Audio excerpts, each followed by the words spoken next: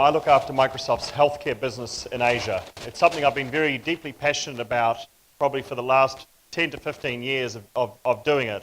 I originally started as a software engineer, but became enamored with healthcare after my... That is something that is so meaningful for you as well, and we all have our own stories and why we do what we do. But I think deep down in our hearts, we all want to do something that makes a big difference. I want to open with this little video for you, just to give you a bit of a scene set on why the transformational impact of technology is so important. Can we have some audio, please? When I lost my eyesight, I thought that my painting days were over. How far can we go? By using your hands, you can actually control your X-ray. Technology has the power to unite us. Hang on, honey. Hang on. There he is. You see him? I can see him. It inspires us. Technology has taken us places we've only dreamed. Now I can do whatever I want. It gives hope to the hopeless. Can you hear me talking? And it has given voice to the voiceless.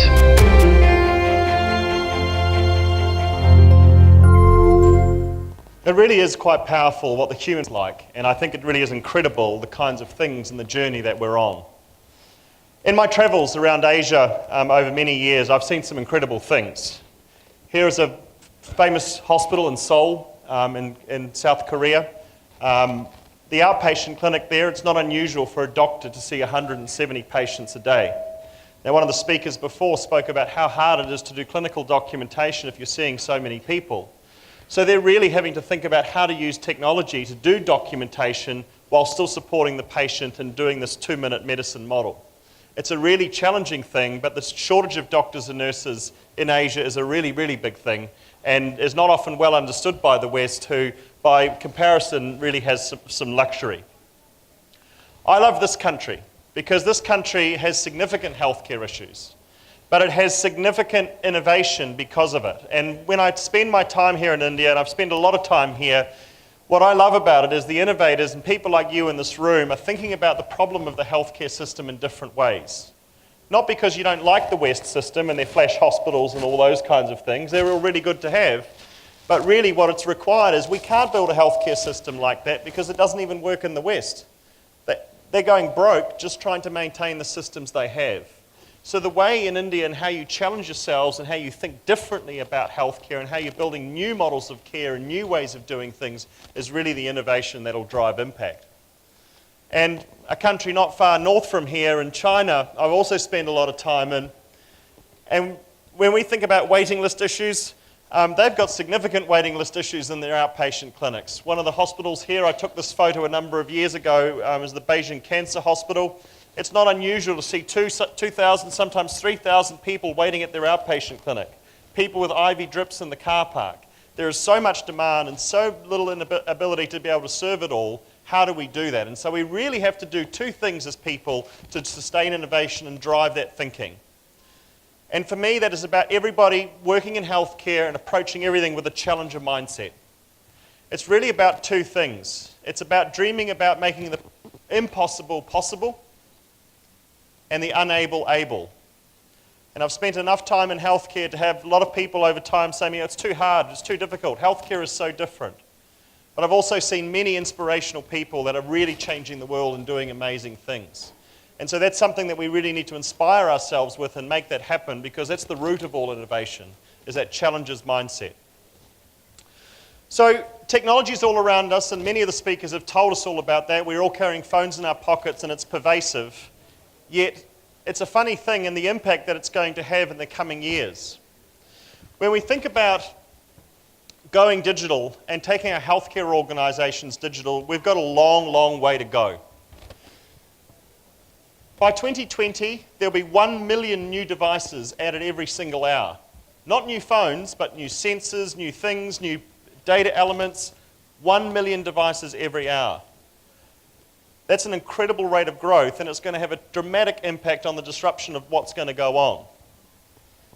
12 years will be the average age of an S&P 500 corporation by 2020. What does that mean for all the S&P 500 companies that are on that list today? Many of them won't be in business anymore and will be replaced by new organizations that are doing that. And computing is changing from stuff that we put into our data centers to going into the cloud because of pure necessity. The volumes of data, the volumes of sensors, the volumes of stuff that's going to happen and talk to each other can't talk through the computer under your desk in your doctor's office. So significant amounts of change that are going to happen, and it's going to happen because consumers drive that expectation and believe and expect you to deliver those kinds of services. So that is what's driving the disruption of care. And it's interesting when you look at the statistics of that disruption, over time, particularly in developed markets like the United States, we're seeing the inpatient volumes over time decline, but the outpatient volumes are shooting up at a rapid rate. And so we need to think about building new models of care, not care within walls and spending all our effort and money building more hospitals and more facilities and doing those kinds of things. We have to build care without walls and build new models of care to do that. And there are two key things that are driving that. One is between visit interactions and taking those virtual, using remote monitoring, Internet of Things, devices, sensors to make that happen. And the second is, of course, virtual care. And India has been a big proponent and leader in the area of telehealth to address that very specific cause for a very long time, and is a great innovator in this space. Other areas of innovation, I think, are going to also become very exciting. Here's an example of what Case Western University is doing with the Cleveland Clinic around taking the Microsoft HoloLens and rethinking the way we educate doctors and nurses around anatomical models. And what you can do is you can stand in a room with multiple other students and be able to collaborate on a real-time anatomical model, and it sits in the room and it would stand on the stage here with you, and you'd be able to see that work. I've now got one organization in Singapore who wants to go and take this and use it for patient education, particularly for complex procedures, to help them feel more comfortable about what's going to happen and make it easier for them to visualize, because communicating it in pictures is sometimes just not enough. And they see that this is a very strong way of innovating and changing the patient experience and making that happen. In New Zealand, this is an interesting organization, and I talk a lot about why I think we do a great job for doctors. I think we do generally a pretty awful job for nursing. And nursing is often the forgotten population in IT, and we don't invest in it, and we need to do a better job of it. Plunkett in New Zealand is an organisation of around 1,500 nurses that look after the children from the ages of 0 to 5. They do this work in the community. They deal with things like vaccination, coaching parents on how to look after their children, and they do a great job of telling the story around how they're driving their innovation to make things happen. I am a Plunkett nurse in Northland. I work in the Whangarei area, and I'm one of the first nurses to use the electronic Plunkett health record. Basically what that is that we're now using a tablet instead of the traditional paper-based documents. On a normal home visiting day, 50% of it probably was paperwork, whereas now with a tablet, that's all gone. My day's all set up on the tablet, ready to go. Everything that I need is on there. I just come in and get any resources and then off I go. A lot of my families are like, wow, you know, we get to have it first. Yeah, they're pretty excited about that for Northland, which is awesome. The fact that there's a text reminder service is fantastic for me. The graphs that she can show me, like I can see her growth and her length and her head circumference straight away, so I can see that she's on track for her age and her growing. It's a sign of the times. It's just brilliant. Certainly different from my day. This can help us all as a community and help us interlink with our families so we've all got the information. I just see the big picture and I love what I see.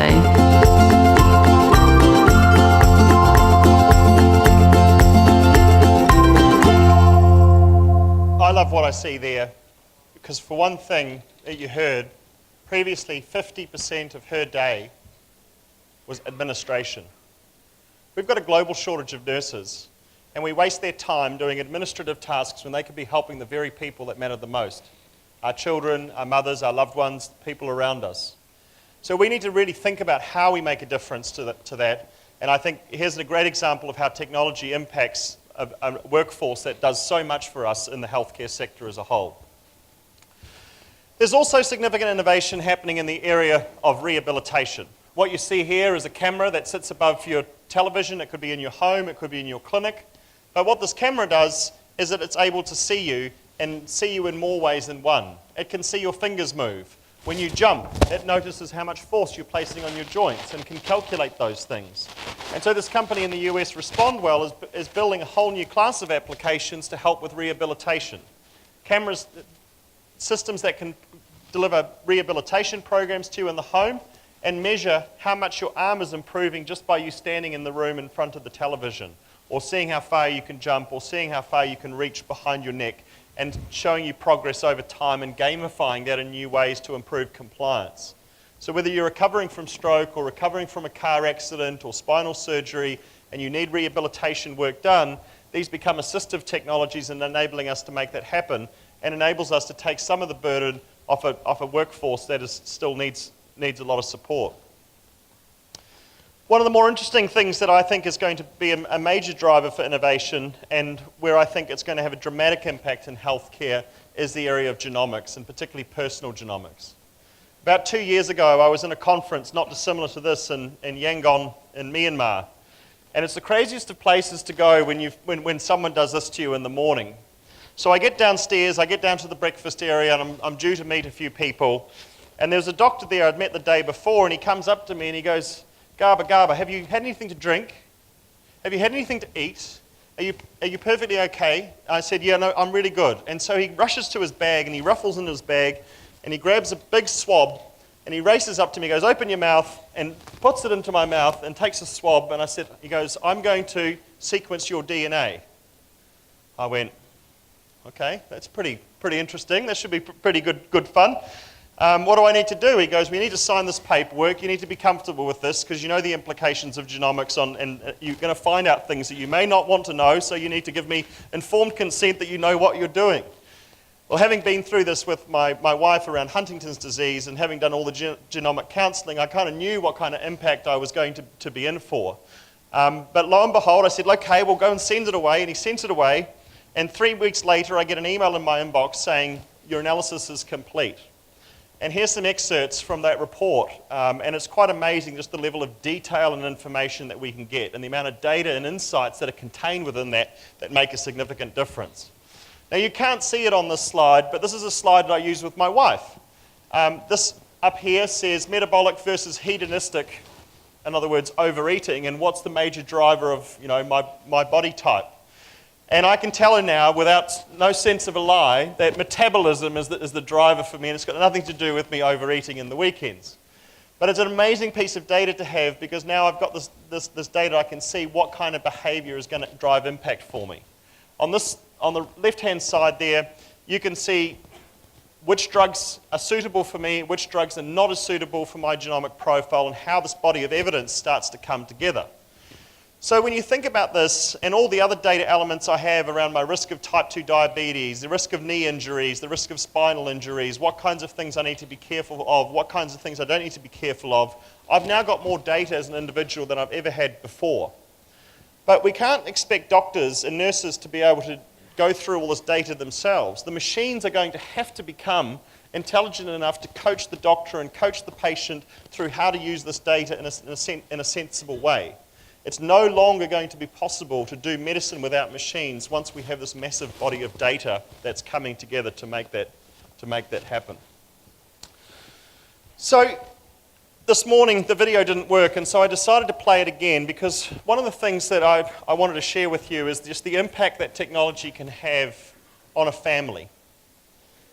And on a family in a condition like this, and how that makes a difference and how it saves people's lives. And this is really about innovation that every one of us does every day in this room and thinks about and making a difference and trying to do something better.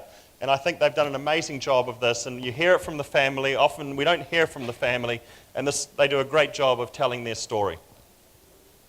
I think in the back of each of our minds we were planning a little funeral, and just didn't know where it would go after he was born. Winston was diagnosed with HLHS, which is hypoplastic left heart syndrome. 1 in 100 to about 125 babies are born with heart disease every year. And out of those, about 1% are born with half a heart. Out of all the heart surgery we do, this is the most high risk. They lose about 25% of these babies in between the two surgeries. The standard of care at the time was to send these families home with a weighing scale and a pulse oximeter and a 3-ring binder, and they were asked to record measurements of their baby every day.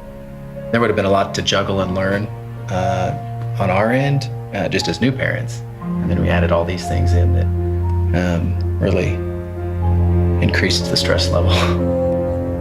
So we needed a method that we could actually send something home with the parents so that we could better monitor and be alerted if there were conditions that we were concerned about with the patient. We have a Microsoft Surface that we load our software on. We call it CHAMP. We decided we wanted to use a modern app with Windows 10 as the operating system. We would log all of his vitals, and that app became this seamless piece to his care. With the daily reports that come in from the Azure cloud, if anything is an outlier that needs to be notified to us immediately, it'll alert us. The tablet already has a camera, and we said, why not get video every day in addition to all the other measurements and just see what that does? One of the things that saved Winston's life was the 15-second video. When we were looking at his information, he had a couple days of not gaining weight. He was breathing a little bit harder, and he just wasn't happy on his video. They could pull it from when he was doing fine and saying, okay, a couple weeks ago, this is what he looked like. Now he looks like this. We think it is part of his aorta. They did the procedure the next day, and then I think he went home the day after. There's still that underlying piece on the back of your mind. You're going, this is major heart surgery. I mean, it's a scary thing to think of what could have happened. This technology literally saved his life. The first time that I heard a child's life had been saved with CHAMP, I left the room because I kind of needed to tear up in private because it was a dream that I'd had for a long, long time. We've learned so much, and it's changed our practice and made us more efficient, but also saved lives, that we want to roll out nationally to other children's hospitals that do cardiac surgery. For everyone behind the scenes, we're very thankful for it. Saved his life, and how do you say thank you for that? So that hospital hasn't lost a child since that application was implemented, and I think that's an amazing result, and it shows how small incremental changes in technology can have an impact. The last one I want to talk to you about is really the area of the innovation that's happening in home care. The home care space is a really interesting one, and this is a company out of Singapore called Silverline. Now, for those of you who've been to Singapore before, you know that many people live in what's called Housing Development Board flats, and there's huge communities there, and Singapore has the third fastest aging population in the world. And so they have real challenges around how do you support people living at home. In most families, both husband and wife are working. Trying to look after the elderly is challenging. How do you ensure that your mum's looked after or your father's looked after and doing those things well? And this company is going and tackling that problem and saying, how do we do that, and how do we do it cost effectively where everyone can be part of the care team and make a difference? And so with simple engineering and low-cost devices, they're starting to be able to transform the kinds of offers that are in the market to be able to do this in their own home. A gateway device, this gateway when it was first released was $300. This gateway is going to be a quarter of the size soon, and it's going to be $80 and do more. There's a couple of devices here, like the little sensors that you see below the gateway. It's a little accelerometer, it's waterproof. You drop it in your toilet cistern, and if you want to monitor how many times someone's going to the bathroom at night, every time it flushes, this sensor talks and says, I've gone down and up, and it increments it, and all of a sudden starts to collect data. Little purse sensors that'll turn lights on when there's movement and so forth. You have them in hotels, but now we can cost effectively do it in people's homes. It only takes an hour to set up an entire home with these types of solutions, and all of a sudden we can start to build solutions and services that enable the individual, the elderly person, the family caregiver, or you or your mum, your sister, to be able to see what's happening and interact with them, and also the clinicians. and give a group service the ability to be able to pull all that data together and be able to look at it regionally and monitor people for alarms and events and be able to do that simply. And this can be done cost effectively and simply with technology to be able to make that happen. So for Singapore, for about $40 a month, you can have a full service running using your existing phones and mobile devices, and all that data will be aggregated and be shared with you to give you data and insights and rich response workflows and so forth that can really make a difference to supporting the elderly living in their own homes. They're now doing some really interesting work with the Schön Clinic in Germany around Parkinson's disease. And they're using bands or sort of Fitbits or watches or Microsoft bands and being able to take the tremor data from that and applying those through machine learning algorithms and being able to start predicting falls for Parkinson's patients and trying to intervene before it happens. So the trial has been so successful, this is now being expanded across Germany and Singapore. Real innovation, applying things that we see in our consumer lives, but applying them to real clinical problems. And this is going to usher in a whole era of new innovation around a number of key areas.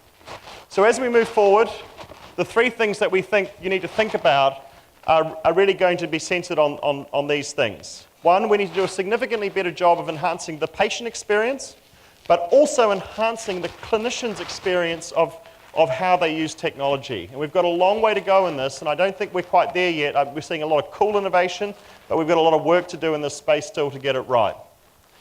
The second is we produce more data in healthcare than any other industry combined.